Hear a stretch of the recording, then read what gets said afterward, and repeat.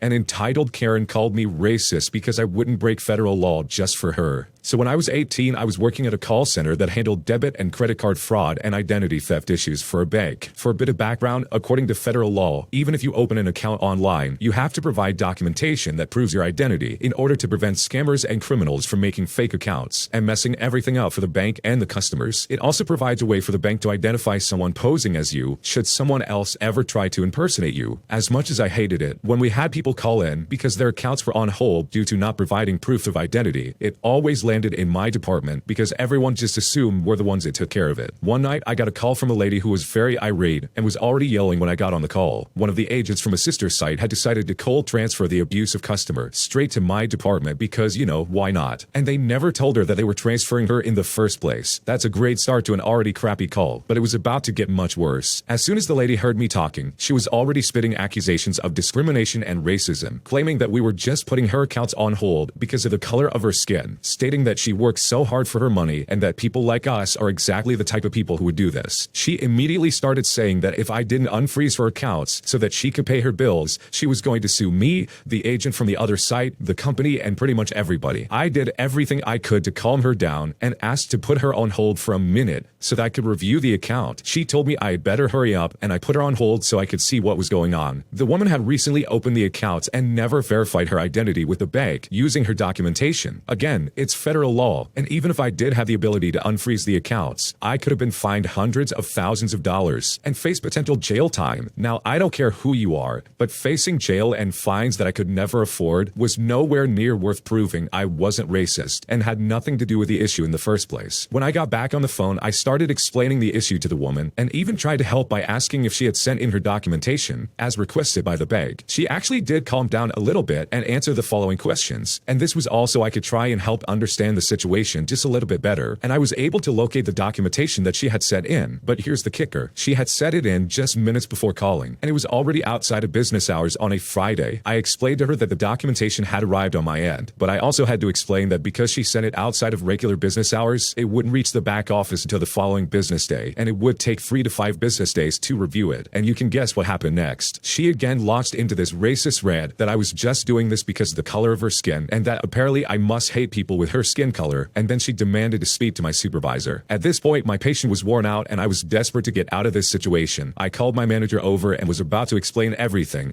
when the manager took my mouse from my hand and hung up on the customer. He informed me that he had passed by and heard some racial slurs coming out of my headset and jumped in to listen on the call to see what was going on, since I was usually pretty good about diffusing situations like this on my own. He told me that he was impressed that I hadn't hung up already on her, especially after the first set of slurs, but he told me that he refused to let me get yelled at like that ever again, especially when I was trying so hard to be nice to this racist Karen. As much as I hate to say it, the call didn't end there. The Karen got a hold of an agent from the sister location and actually got them to unfreeze her account. On top of that, she got the agent to file a report against me, and the agent even stated that I was the one who unfroze the accounts. Bottom line, corporate was out for blood, and because of that agent, they were out for mine. My manager went on to convince them that I was innocent by playing the callback for the higher managers in the office, and I didn't find out until a few days later when corporate wanted to verify some information with me. Thankfully, I was left alone, but I decided it would be better to start looking around for a new job, especially with the fact that I almost got hate crime charges pressed on me on top of charges for breaking federal law. Yeah, that's a terrible situation to be stuck in. I've worked at a bank. I can only imagine what the call center's like. You get treated so terribly. People treat you like dirt. I think if you want to see how terrible someone actually can be, just mess with their money and freeze their bank account. They will literally lose their marbles. I really sympathize with the person in this story because I've been in that situation where you had to deal with some insane Karen only to then have your coworkers throw you under the bus. And it doesn't matter to me that it was a sister location.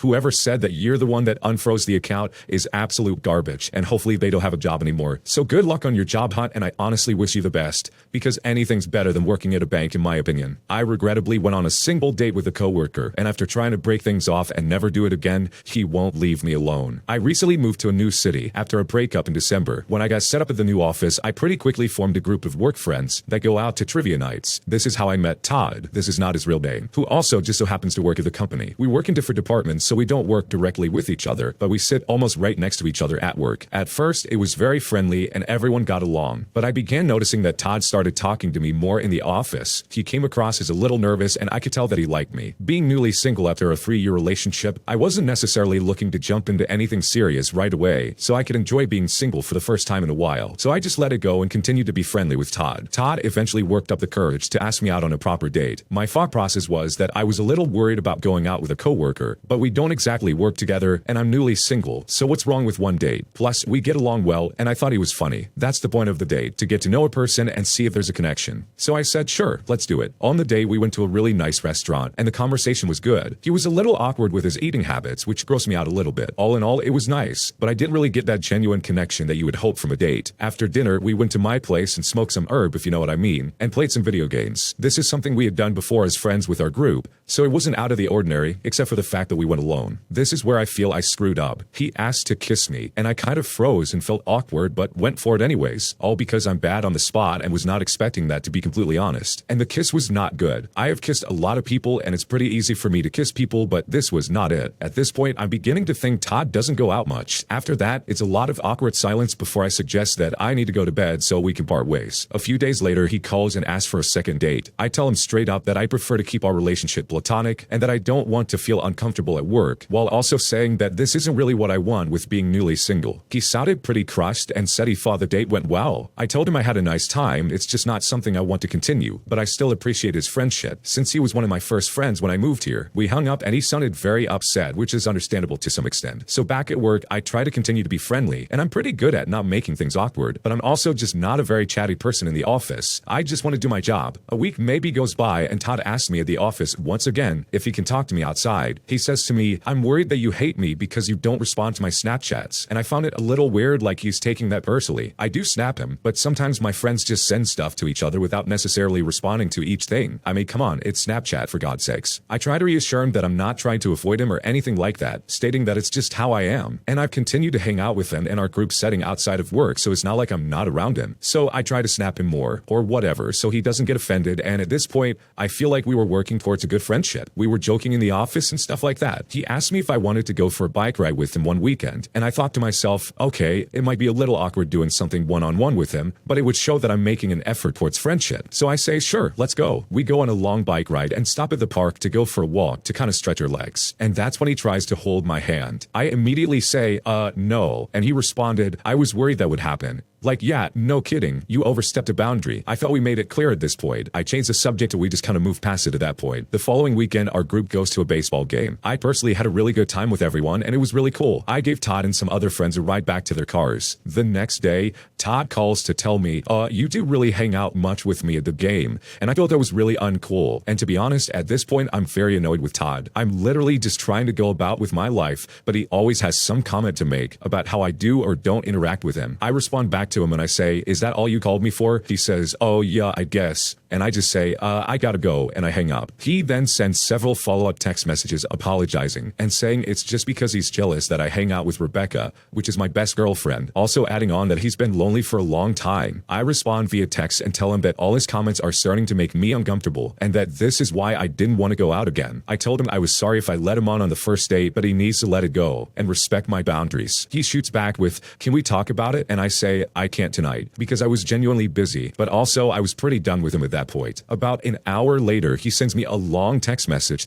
professing his love for me. He barely knows me. He just finally got one kiss from a girl and can't let that go. In his text, he said he would give me space at work. I haven't responded and I haven't talked to him at work. I'm not sure how I should respond or if I should. All I'm going to say to him, if he really does want a response, is that I think he should get a therapist if he's truly upset that I don't want to go out with him. I should have never kissed him or even agreed to go out, because now work is just very uncomfortable, especially since we sit super close to each other. I think it's time to talk to your manager and get your seat moved. I mean, this is crazy. I'm all about trying to be a nice person and include everybody around you, but the original poster in this situation, in my opinion, is being way too nice. It's time to set some very clear boundaries and say, hey, this has gone past the point of trying to be friends. You're just being weird at this point, and then leave it at that. If he keeps pursuing it, you need to get HR involved, because this is stretching into an area that's starting to affect your work. Like, how have you not moved desks? Like, that just doesn't make any sense to me. Why would you want to sit next to this guy after he set you creepy be text messages, and after he made some kind of weird approach on you on a long bike ride, I would personally screenshot everything and document every single interaction you've had with this individual. And no, I don't think you have to respond. If he keeps pushing it, you could just keep pushing back and saying, I'm not interested in you. Leave me alone. If he doesn't leave you alone, then you know where to go from there. Overall, I wish you the best of luck in dealing with this, because this sounds like a really frustrating situation, especially in your day-to-day situation where you work with him, which I can only imagine is an absolute nightmare. My husband won't pay any bills and is putting a strain on our relationship. I don't know where to go from here. I came to this country to escape violent abuse and couldn't legally work while I waited for my visa to get approved. It was his idea for me to come over, and he told me I'd be safer here, which is true. I walked dogs on a side for money, so my partner wouldn't be the only one providing for us, although he by far was still the breadwinner. A month before we got married, he got let go from his job for reasons that weren't his fault. That was nearly 2 years ago, and ever since, he's not had another full-time job and has been accumulating more and more debt. I got my visa and paid over £3,000 to secure a flat for us. I immediately went into full-time work as soon as my visa was approved. He had a 10-hour-a-week job for about a month or two at one point, but was also let go from that one. Since he's funded to go to university, he got student loans every month, put it into his account, but somehow the debt still kept piling, and so he went to drinking when I got home at nearly midnight every night from work. I am so deep in my savings and said as much, but he tells me,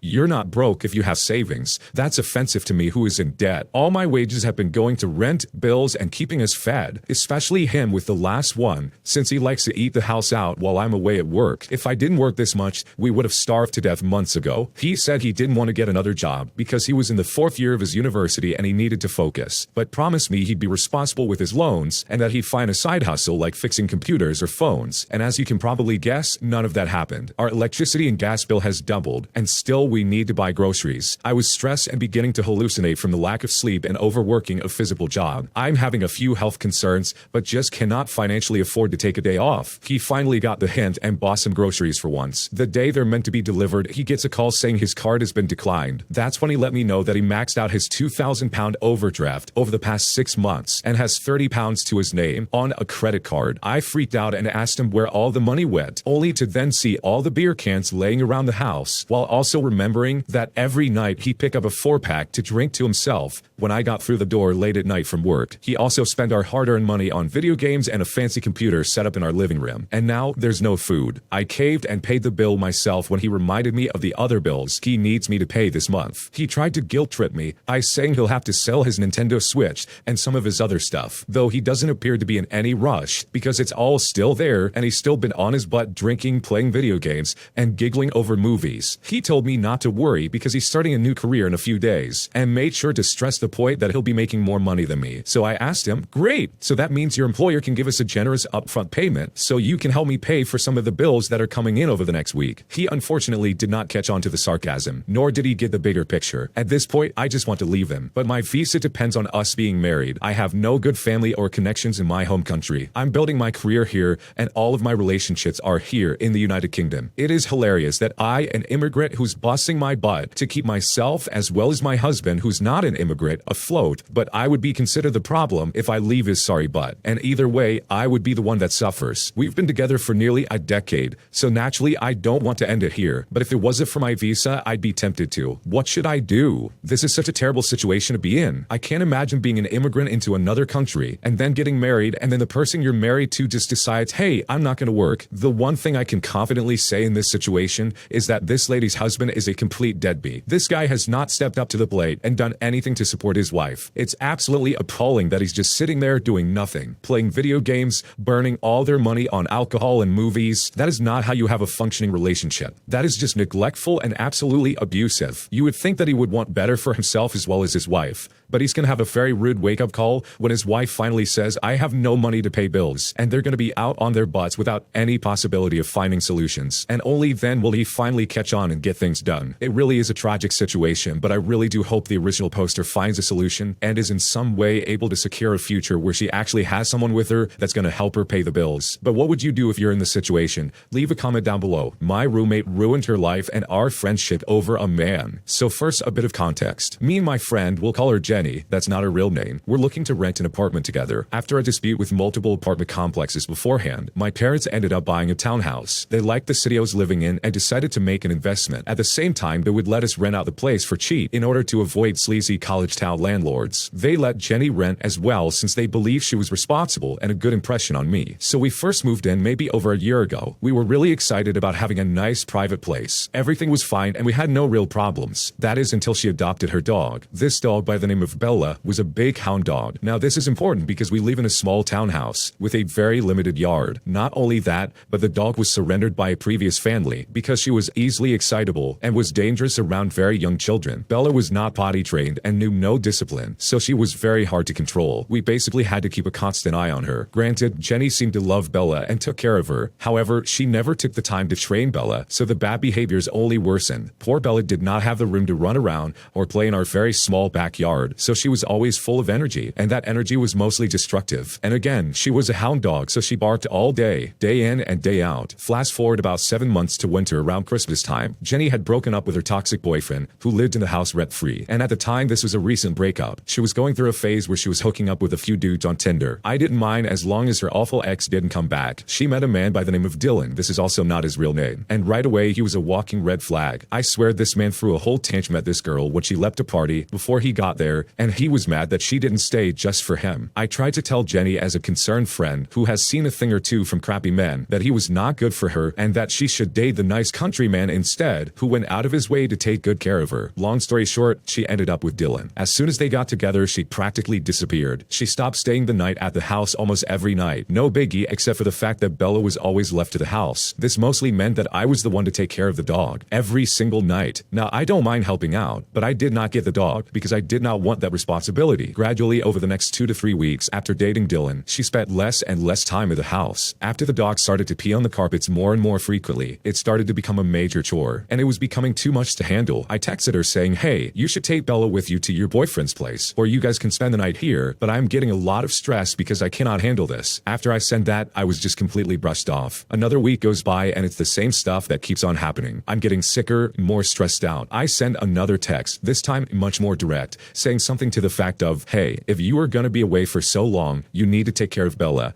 I am very stressed out and she is not my dog. Jenny calls me after this and I tell her she needs to take care of her. I get screamed at as I'm responding to her and she just hangs up. Everything is tense at the house and I start to become incredibly uncomfortable in my own home. At random times of the day, Jenny and her boyfriend come by to let Bella out once a day and spend 15 to 25 minutes in the house. After visiting, they leave for the rest of the day. Bella now only really gets care from me, and I'm becoming more and more enraged. Without me being there, Bella would not get care for over 36 hours some days. And at work, she pees on the floor and tears things up. So after a long day at a minimum wage job, I can look forward to the messes I get to clean up. With things so tense in the house, I install a lock on my door. I mean, people I don't know are coming into my house at random times of the day. So to me, I think that's fair, but apparently I was wrong. Jenny decided that in response, she will lock Bella in her room. I did not have a key to the room, and poor Bella had nobody to take care of her. Jenny continued that same pattern of visits, and sooner or later, the whole house started to smell like dog pee. I started getting my parents, who are the landlords, involved in the situation at this point. She eventually stopped paying rent. At this point, my parents were incredibly angry, especially at the damage the dog caused and the general treatment Bella has had. My parents gave my friend one last opportunity to leave without issues. They gave her a termination for her lease that she can agree to, so that way she wouldn't have an eviction on her record. She never signed but agreed to move out, as she was wanting to move in with her boyfriend anyways. But she stayed past the time limit my parents gave her, like weeks by the way, and was practically just trying to use the house as a kennel for her dog. So after many warnings, they had to push for an eviction. With the massive amount of evidence stacked against her, she very quickly lost the case. She has since moved out. We had to tear up the floors because of how ruined the carpet was. I was finally able to relax and get my life back in order. But here's the kicker. A friend that works with Jenny is a friend of mine as well. At her party today, she filled me in on basically what happened afterwards. Bella was given away and they now have 2 puppies instead. Apparently her boyfriend was cheating on her since the beginning. She lost the management position she had and was demoted. They also have a joint bank account that has been scammed. She is sad she has no friends and no place to live. Basically, all the stuff everyone thought would happen, did happen. And while I don't feel sorry for Jenny in the slightest,